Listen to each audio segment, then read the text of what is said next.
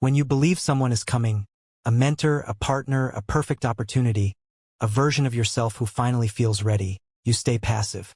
You remain in preparation mode. You keep life provisional. When you accept that no one is coming, something shifts. You stop waiting to feel different. You stop negotiating with time. You stop explaining why action hasn't happened yet. Responsibility stops being theoretical and becomes practical. This doesn't lead to dramatic confidence. It leads to something quieter: ownership. Ownership looks boring from the outside. It's making decisions without guarantees, acting without applause, moving before certainty shows up.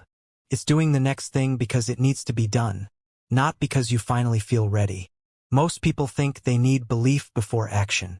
In reality, belief follows behavior. You don't trust yourself because you feel confident. You feel confident because you've acted enough times to know you won't abandon yourself when things get uncomfortable. That's why waiting is so corrosive. It trains you to outsource your agency, to believe movement requires permission, to assume readiness is something that happens to you instead of something you choose. Accepting that no one is coming doesn't make life easier.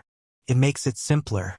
You stop asking who will save you from the consequences of your choices, because you realize the consequences already belong to you anyway.